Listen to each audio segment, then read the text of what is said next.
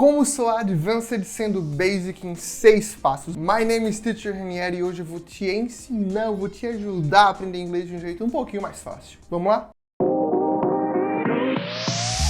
Se você caiu de paraquedas nesse canal, vou me apresentar. Sou o Teacher Ranieri, como eu já falei, e eu ajudo pessoas a melhorarem a desenvoltura do inglês delas, seja para algumas pessoas para entrevista de emprego, se preparam para uma entrevista, algumas pessoas vão viajar e estão com medo da viagem, e algumas pessoas precisam de uma abordagem um pouco mais acadêmica. Então, nessas áreas eu geralmente ajudo as pessoas. Mas eu sei que algumas pessoas têm uma atuação muito específica com o inglês e não precisam saber de tudo, e elas querem parecer advanced nessa atuação específica. E é um fato que nós podemos manipular o processo de aprendizagem, não ser um processo apenas geral, mas uma coisa bem mais específica, para que aquela pessoa consiga ter uma super performance no início, aprendendo só o que ela precisa. Se por acaso, se for pego de surpresa, você não sabe muito dos outros assuntos, mas naquele você domina, que é o que você é mais requisitado, você é mais pedido nessa área. E a gente já vai para a primeira dica, que é dominar o vocabulário de forma estratégica, que foi o que eu acabei de falar. Se você trabalha com a área de TI, provavelmente você tem algumas expressões específicas que se usa muito na área de TI. Se você trabalha com financeiro,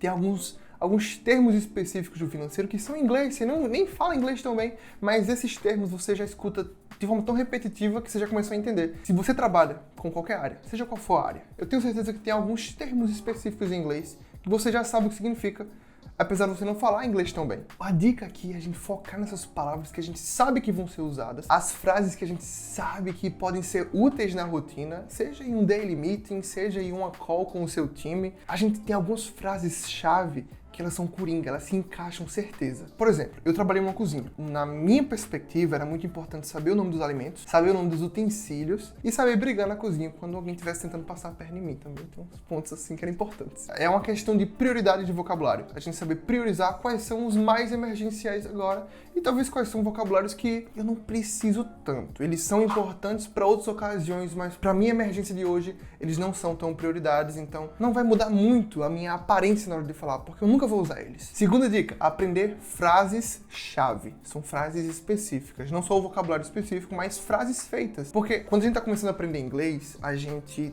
tende muito a querer traduzir tudo ao pé da letra. Mas se a gente pega uma frase feita, a gente entende o significado da frase inteira. Às vezes a frase que você pensa em português, ela tem 3 palavras, mas a frase em inglês tem 4 palavras. Por exemplo, a frase How are you doing? Como você está fazendo? Ninguém traduz essa frase literalmente, porque não faz sentido. Você pega o termo todo, entende?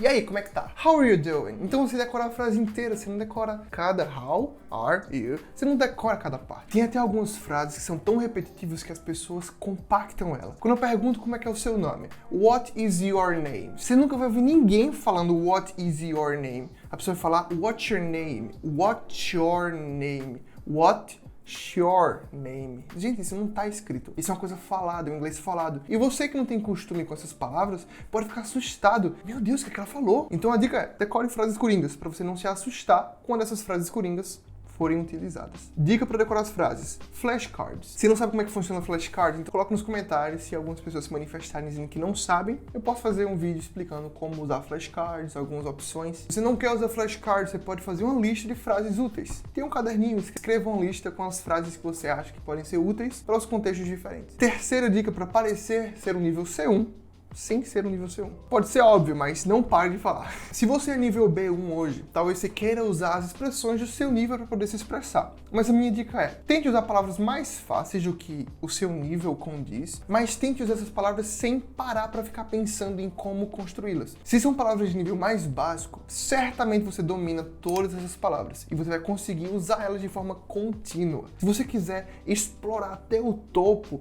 do máximo que você pode de vocabulário, provavelmente nesse topo, no mais difícil, você não tem tanto domínio, então você vai ficar sempre parando para pensar I was doing, I have been doing, Você trava, porque você quer forçar o inglês difícil. Então minha dica é, não pare de falar, reduza o seu nível de inglês, tente falar com o inglês mais básico e o inglês fluido, porque a gente consegue sim ter fluência sendo básico. A fluência não tem nada a ver com o nível do vocabulário, a fluência tem a ver com fluidez. Se você consegue fluir usando só o verbo to be, o verbo get e o verbo go, você é fluente. Mas se você pega essa mesma pessoa e coloca essa mesma pessoa para falar sobre política, talvez essa pessoa não vai ser fluente falando sobre política. Se você vier falar comigo sobre maquiagem, eu não sou fluente sobre maquiagem. Apesar de gostar muito. Quarto ponto de como parecer mais avançado, sendo mais basic. São conjunções. Existe muita conjunção legal que você pode usar que vai dar um up no seu inglês de forma muito fácil. Por exemplo, vou te contar uma história em 4 frases.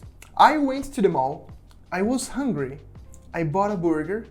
I went home. É uma história, só que ela ficou pausada, sempre com um ponto final, sempre com uma finalização da história. Eu posso fazer essas 4 frases que eu usei agora sem fluidez, uma frase só, fluida. Por exemplo, I went to the mall to buy a burger. Because I was hungry, so then I went home. Para o início, a gente pode começar com algumas conjunções simples. Eu vou dar uma lista de 7 conjunções. Eu gosto de chamar elas dos fanboys. For, and, nor, but, or e at, so.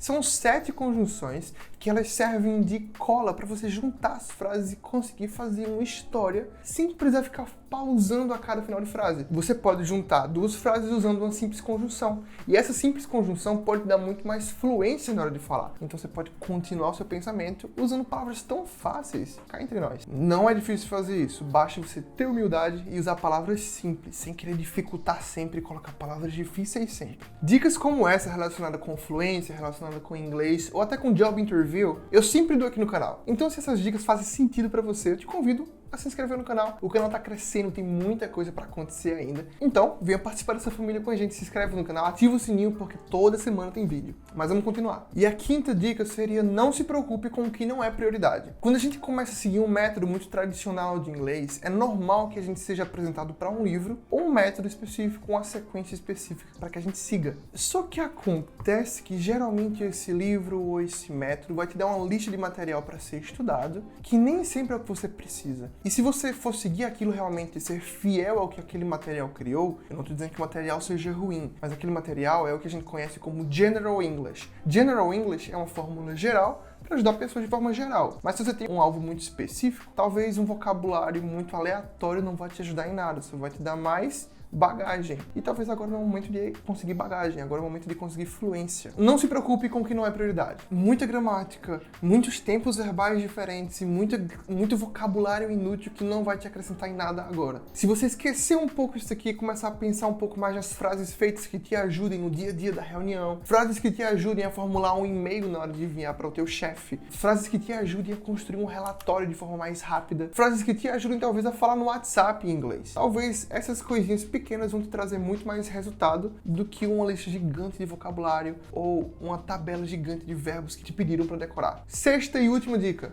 neutralizar o teu accent. Por que eu falo isso? Existem algumas regiões no Brasil, especialmente falando, que tem um sotaque muito forte. E esse sotaque se manifesta às vezes em inglês. O que pode ser positivo, porque, por exemplo, pessoas que moram em São Bernardo têm muita facilidade de usar o R na hora do inglês. Toda vez que eu peço para essas pessoas usarem palavras com R, elas conseguem fazer com excelência. Run, computer, elas conseguem colocar esse com muita facilidade. Mas alguns outros sotaques têm muita dificuldade para realizar alguns sons. Então, invista tempo na neutralização do teu accent. Talvez algumas coisas específicas do teu accent que você vê que não se encaixa com o inglês. Tente praticar alguns sons específicos de forma repetida. Por exemplo, eu não conseguia falar até o nível advanced. Eu não conseguia falar a palavra world. Eu não conseguia. E aí meu professor me passou um exercício muito legal. Seria juntar a palavra were, old e falar as 2 palavras separadas. Were, old, world, world,